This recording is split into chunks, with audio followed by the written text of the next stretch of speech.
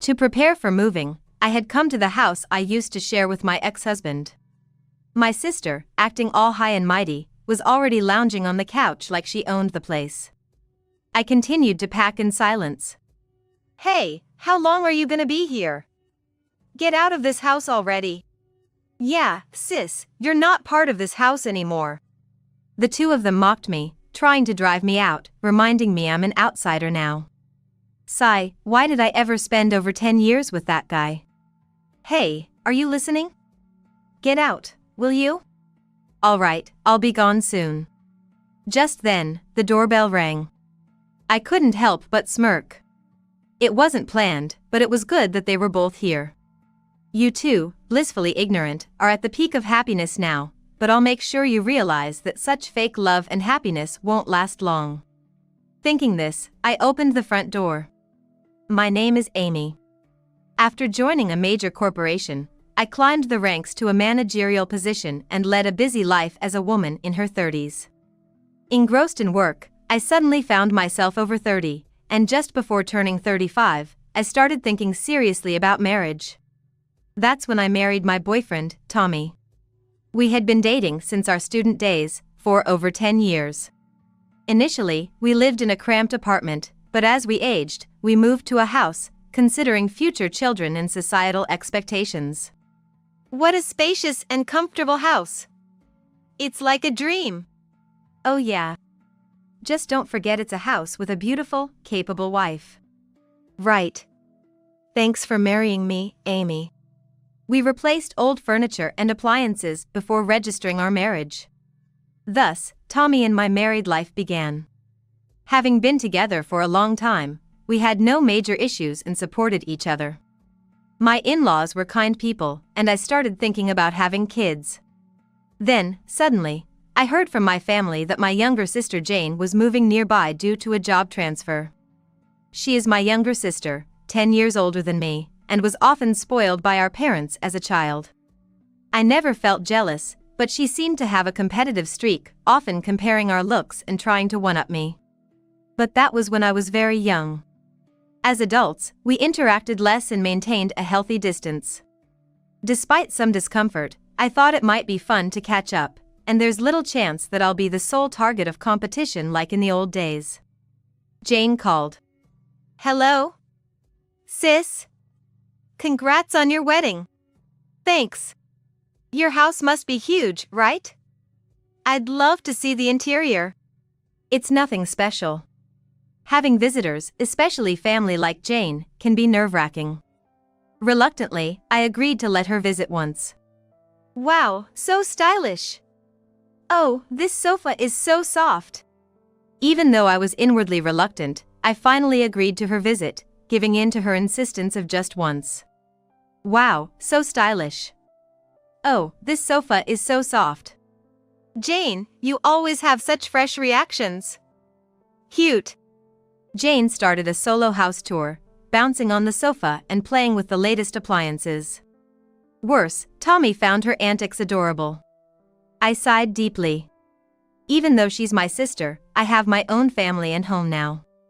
And she is already 25 years old. She should be more aware of her actions as an adult. But as her older sister, I felt that saying too much might be overstepping. I just need to set clear boundaries. Just ask her to refrain from visiting. That's all. However, Tommy seemed to have a different idea. He started communicating with Jane, and whenever she had time, she'd come over to our house, chatting away. Often, she would stay for long hours, even asking to spend the night. She wore an overwhelming amount of luxury brand perfume, leaving its strong scent lingering wherever she went. Having my sister's perfume smell persist in our house was not pleasant. Then, Jane's phone rang with a song by a popular musician. "It's a call from a friend. I'll use the next room." "Wait a minute." Frustrated with her inconsiderate behavior, I felt deflated. As I was almost getting dizzy with the familiar scent she left behind, I took the opportunity when Jane was away to talk to him. "Hey, it seems like you're constantly in touch with her. Can you please stop inviting her over almost every day?" "Why? What's wrong with that?"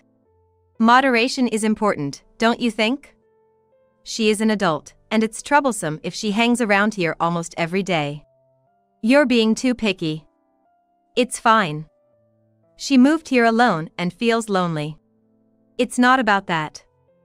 The other day, she even brought her laundry to wash here. Jane doesn't seem to realize this is a married couple's home. Finally losing patience, I asked him not to invite Jane anymore. It seemed quicker to make him understand than to convince her, who is much younger. After all, she only seemed to be in touch with him now. Oh, makes sense. Huh? You're just jealous of your younger sister. What? She is charming and a good kid. It's cute that you're jealous. I was speechless. That wasn't the point. Why couldn't he understand? A mix of sadness, anger, and frustration overwhelmed me, feeling like my dignity was being trampled on. Sure, there might have been times when I felt jealous of Jane, but this was different. It was heartbreaking to feel that Tommy didn't share the vision of our future together. And there was the matter of children. I wanted to spend weekends alone with him, just relaxing. But he probably didn't understand that. My vision blurred with tears. Before he could notice, I quickly wiped them away and ended the conversation. I hastily scrubbed and wiped it off so that he would not realize it.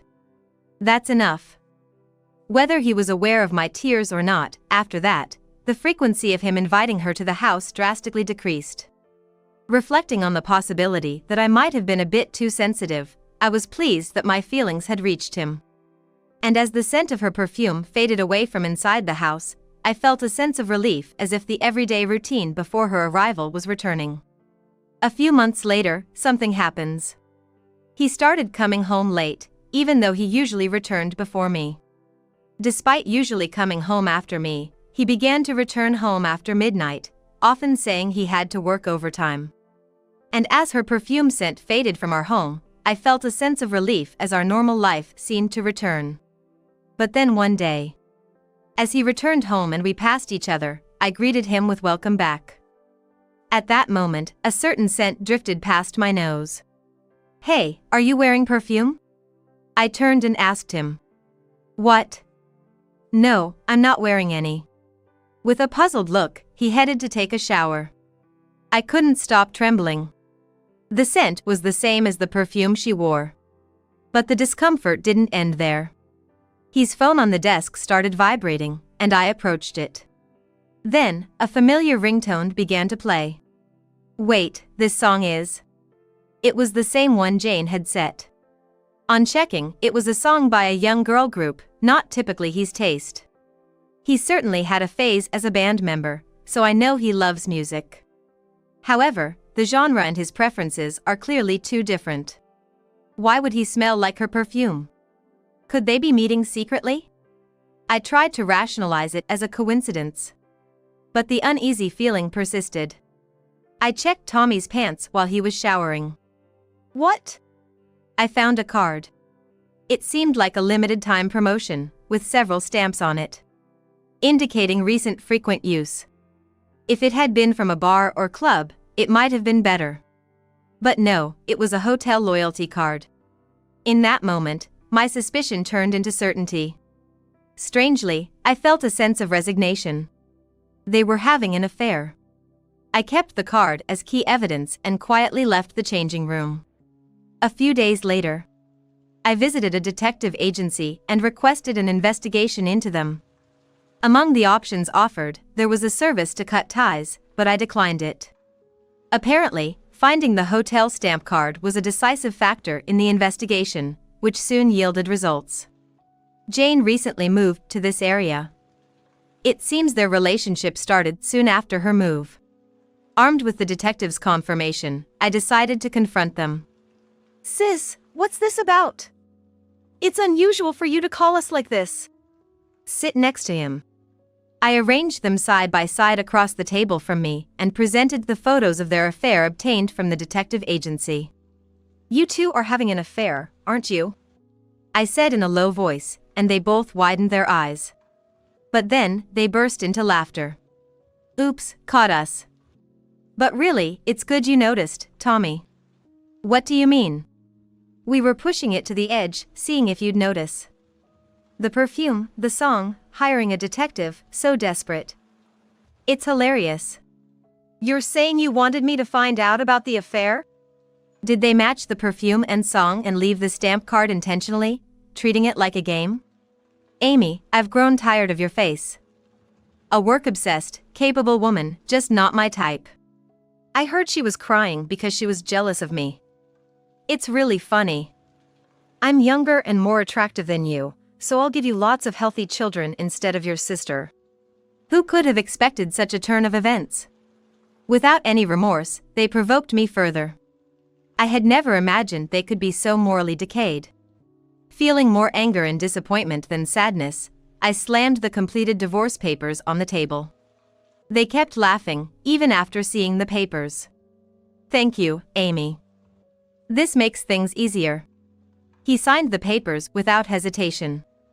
I then immediately submitted the divorce papers to the government office, ending our marriage in a surprisingly anticlimactic way. I returned to my parents' house and explained everything to them and my in-laws.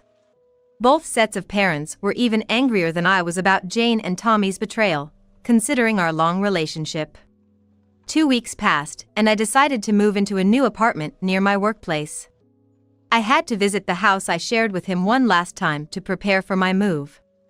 It was a weekday, yet both Tommy and Jane were there. She was already lounging on the couch like she owned the place. I quietly continued packing in silence. Hey, how long are you gonna be here?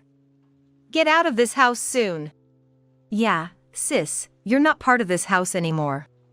The way she had been making herself at home was a stark contrast to now. Perhaps I should have taken a cue from them and coldly turned her away. But that's water under the bridge now. Sooner or later, it would have become clear that Tommy was that kind of person. Maybe I should be thankful to have realized it sooner. Heh, to think I was with that man for over 10 years. It's almost too late. Hey, are you listening? Get out. All right. I'll be gone in an hour, just wait. Just then, the doorbell rang. I opened the front door for Jane, who was not sitting up very well. It was actually good that both of them were here on a weekday, probably wanting to look down on me. You two, blissfully unaware, are at the peak of happiness now, but such fake love and happiness won't last long. I'll make sure of that. Hello. Can we start moving out the stuff right away? Yes. All the large furniture and appliances are fine to take. The rest is packed in boxes. Got it. We'll get started right away. The movers, all in uniform, entered the house and began preparing to move things out, laying down plastic sheets and padding corners. Then he, surprised by the sudden activity, exclaimed, "What's going on?" He should have some idea. Excuse me, could you step aside? You're in the way of the move. Jane, who's still sitting on the couch, also becomes impatient. What? You guys are taking the sofa too? The movers didn't pay any attention to them and efficiently continued their work. I directed them, labeling the boxes with a marker, and everything went smoothly. But they weren't about to watch quietly. Hey, you're taking the TV too? Who gave you permission for this? Please move. You're obstructing our work. Damn it. How much are you taking? This is ridiculous. Who told you to do this? It's trespassing. Despite their protests, the mover calmly replied, "We're just following the instructions we received." I threatened, "If you keep interfering, I'll charge you for the moving costs," and she quieted down. They dumbfounded, watching as their belongings were taken away, their mouths agape.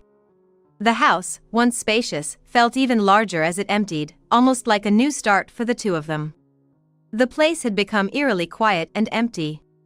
Almost like a new place. In a way, it was the perfect setting for the two of them to start anew, I thought, with a hint of irony. Well, this is it for me.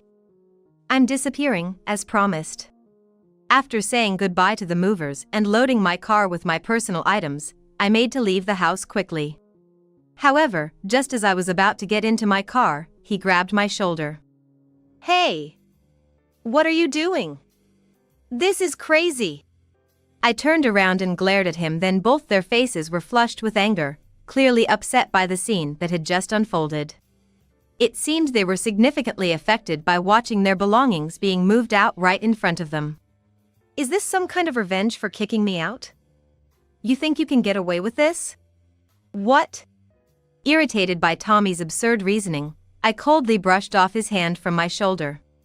Of course I can. Everything here was bought by me, so it's my right. Indeed, all the furniture and appliances in this house were either my personal belongings from my previous apartment or things I bought before we got married. Anything bought before marriage isn't subject to division of property. So, I'm taking it back. It's not harassment, it's just how it's supposed to be. I looked down at Tommy with disdain, wondering if he even knew that. Jane then turned to Tommy, perplexed. Wait! What do you mean? You made Sis buy everything. It seemed she had no idea what kind of man he was. I felt obliged to enlighten my naive and ignorant sister about the man Tommy was before we got married. Tommy was aspiring to be a band member after graduating from college, barely making enough from his part-time jobs to cover his daily meals. Our marriage took 10 years because of his unstable income. He eventually got a job at the company I introduced him to.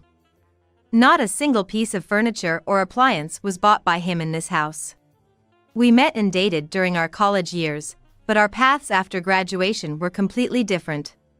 While I joined a major corporation and worked hard, he pursued his band dreams, avoiding full-time employment and living day-to-day on his part-time earnings.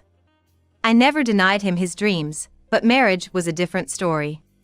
We married on the condition that if he didn't work, it would be an immediate divorce. I was too focused on my career to think much about romance, and as I approached a certain age, I married Tommy, but there were many conditions to it.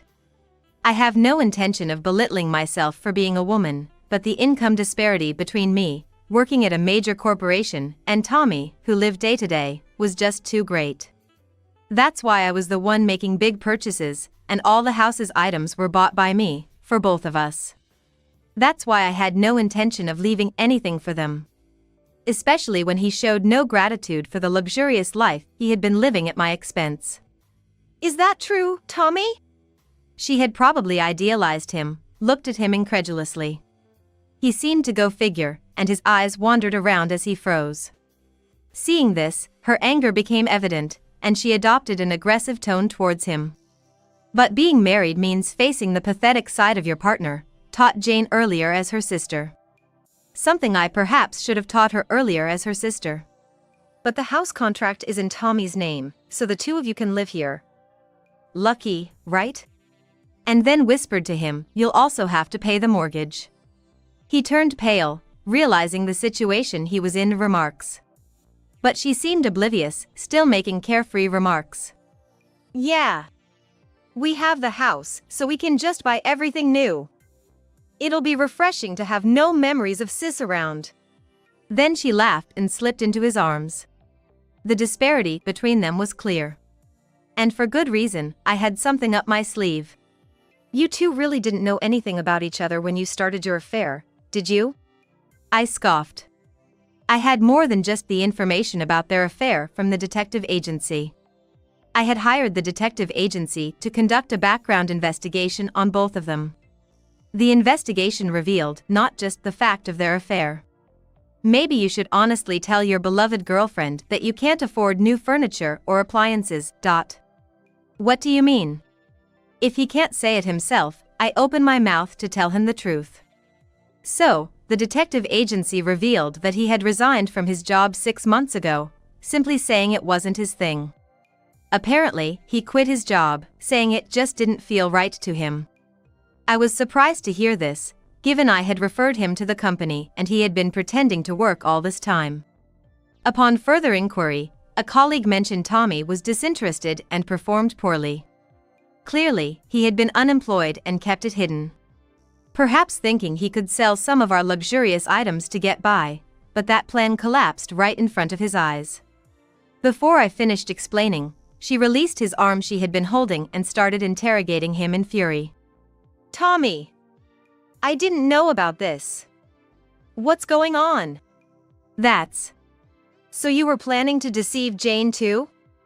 This is ridiculous. Get a job. I'm sorry. Jane was unilaterally confronting Tommy, pressing him for answers. But the investigation report had more information about Jane too. It seems you both have secrets, huh? What? You two have accumulated gambling debts and are heavily in debt, right?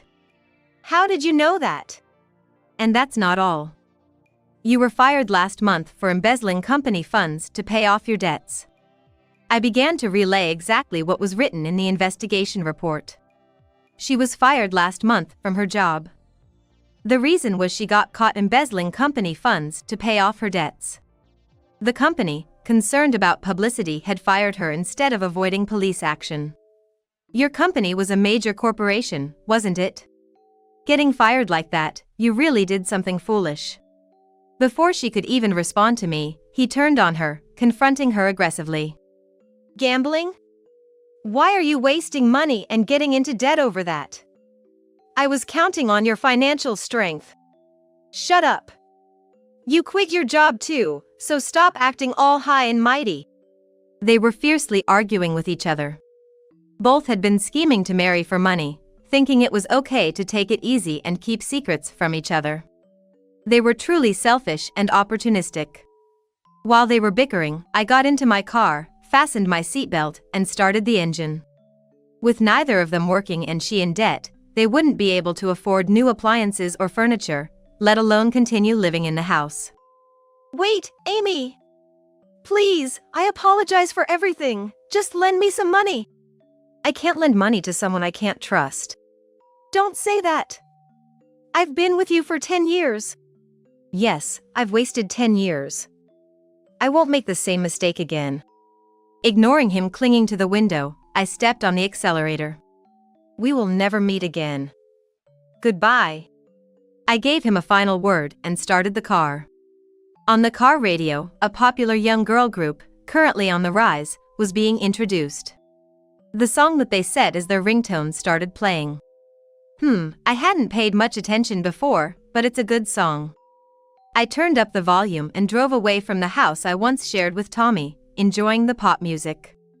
After that, I don't know the exact details of what happened to them. But according to hearsay, it seems that they moved from a house to a wooden apartment together, and he continues to refuse to officially register with her. He seems to scrape together enough for daily meals through day labor, but of course, it's not like the luxurious life they had before.